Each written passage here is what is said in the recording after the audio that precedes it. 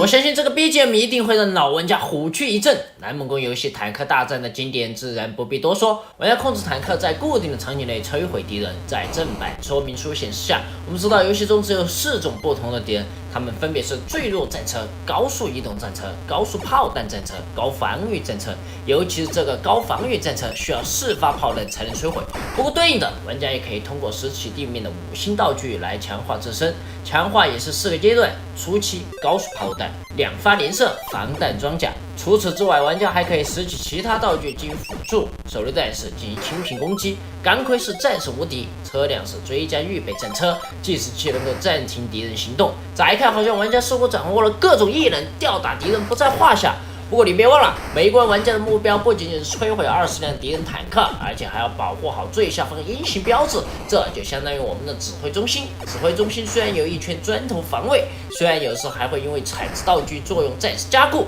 但是2圈终究难敌4手，以少胜多绝对是一个技术活。而且有时候遇到憨批2批玩家，自己就朝自家后院开火，真是不惧虎敌，只怕猪友。不过敌人和猪队友并非是玩家的唯一威胁，坦克大战的地形要素也是一大特色。在13×13的箱体里，有14种不同单元格承担着地形要素的作用。砖块和防弹壁自然不必多说，河流会阻止去路，而最具威胁的地形单元是森林和冰原。森林可以进入，而且还会起到隐蔽作用，稍不注意玩家就会被森林中的坦克偷袭。而冰原更是不用多说，操控打滑，这对于瞬息万变的战场来讲可是致命要素。不过大家都知道，坦克大战之所以能够成为经典，还有一个最大的绝技系统，就是玩家居然可以在主菜单的第3项里自主编辑关卡。你能体会到马里奥制造的乐趣，那一定能明白坦克大战的精彩。我们经常编辑好各种变态关卡，然后让坐旁边的小伙伴来试驾，然后听他对你的作品进行及时反馈。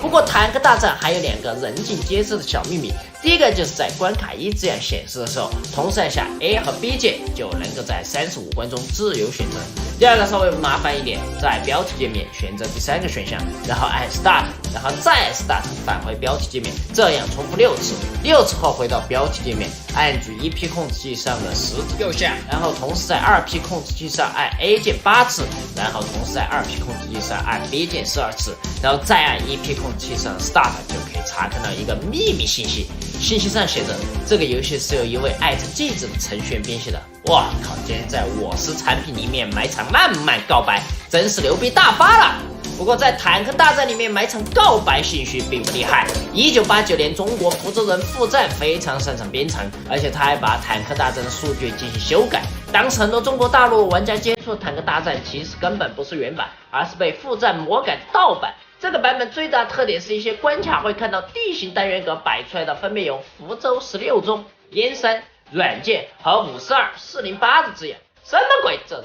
这是秘密订单讯号。而这些信息全部执行了1985年一家叫做燕山软件技术服务部的独立核算公司。这个公司虽然是生产盗版魔改游戏的黑作坊，但却是我国第一家电子游戏相关公司，而公司的创始人就是傅赞。我的妈，他竟然在日本游戏里面通过魔改手法给自己的公司打广告，连公司地址和电话号码都植入进去了，这比那个浪漫告白更厉害。这也应该是最早的植入式恰饭了。这就是为什么很多玩家把这种魔改后的坦克大战叫做燕山坦克的原因。不过关于坦克大战还有一段类似于魂斗罗水下8关的谣言，那就是90年代有玩家传言他们曾经在坦克大战里面见到过巨大的 BOSS， 这个 BOSS 会占用好几个单元格。虽然这个传言没有魂斗罗水下8关那么有名，但当时也有好些玩家反复在游戏里面尝试。不过这个谣言也和魂斗罗水下8关一样，原版正版游戏里面是根本没有什么巨大 BOSS 的，那为什么又会有这样的谣言呢？这就要谈到坦克大战的续作。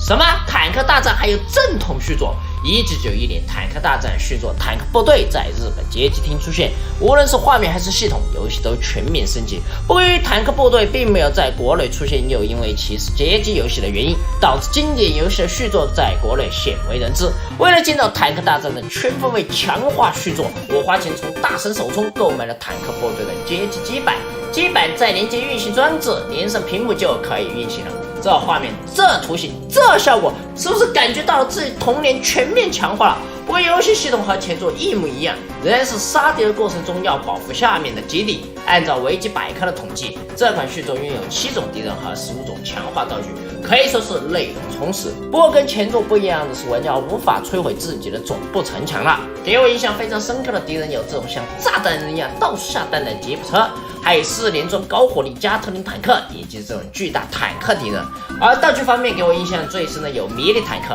一旦启用自己的坦克，速度、尺寸和射速都会全方面强化。还有这种可以朝4个方向同时开火的4方炮塔，然后就是波动炮，一旦启用玩家的炮弹就可以无视地形直接穿墙。最后就是这个可以清屏的轰炸机了，虽然道具爆率很低，但是效果绝对不亚于1刀999。而游戏场景也有很多别出心裁的地方，比如有一关会遇到巨大煤气罐，爆炸会波及周围所有敌我坦克。还有这一关的造型就是个巨大的吃豆人，然后这一关看到巨大的游戏厂商 logo， 是不是让你想到了阴森坦克？不过游戏最大的特色是每3关就会遇到巨大 BOSS 战，我们就会看到传说中的占了几个画面的火车大炮 BOSS 和 AK1 巨型坦克。那么我也相信坦克大战巨大 BOSS 传言也是因为其他玩家看到这个版本的游戏后得出的结论，这和魂斗的水下8根传言有着异曲同工之妙，都是因为玩家看到其他版本的新内容而被引申作为原版游戏。其实原版游戏根本就没有传言中的内容。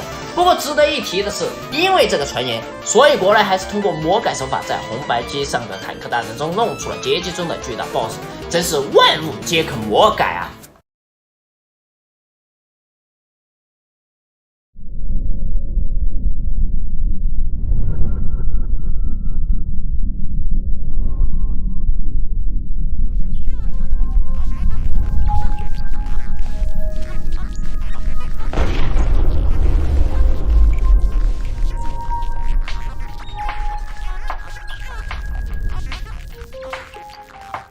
！2017年，《银河战士 Prime 4》于当年的E3展上首次亮相，当时任天堂粉丝看到这个片段激动到不行，这可是《银河战士 Prime》系列的最新续作啊！这个系列首先实现了银河战士3D 化，并且将银河战士改造成了第一人称射击游戏。哇，说到这里，我的视频又有话题了。不过2018年有新闻称，《银河战士 Prime 4》是外包给蓝梦宫开发的。当时我就不好预感，任天堂是对蓝梦宫依依不舍，还是怎么的，还敢外包给他们？结果不出所料，2019年任天堂官宣《银河战士 Prime 4》因开发不如预期，质量不佳，决定推倒重来。为什么一点都不意外呢？要知道，任天堂外包给蓝梦宫翻车都不是第一次了。星际火狐，这可是当时任天堂的大 IP 之一啊！不过2005年 NGC 平台《星际火狐突击》还是翻车了。对一个大 IP 来说，在 M 站上的平均得分为67的评价并不理想。过于简单的设计使得该作的销量也不尽人意。大家看到这也知道了，这款游戏就是任天堂当时外包给蓝梦宫制作的。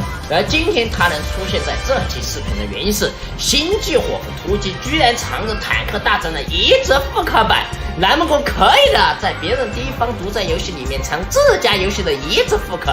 在游戏中，玩家只需要在故事模式中拿起银章就能够解锁坦克大战。虽然坦克大战内容和红白机版没有差别，但是操作和运行却针对 NGC 进行了改良，让坦克操作丝滑顺畅。不过为什么这个事情很少人知道呢？因为坦克大战当时只在日本发行，所以移植复刻后也只能在星际火狐突击的日版出现，而星际火狐突击欧美版里面是没有坦克大战隐藏要素的。不过万能的玩家还是发现星际火狐突击的欧版里面其实只是把坦克大战屏蔽了，并没有完全删除游戏数据，所以我们可以使用晚上提供的 AR 代码将坦克大战重现于星际火狐突击欧版。看到没有，大家童年坦克大战背后竟然有这么多事儿，所以就可想而知游戏的趣闻是多么的有吸引力了吧。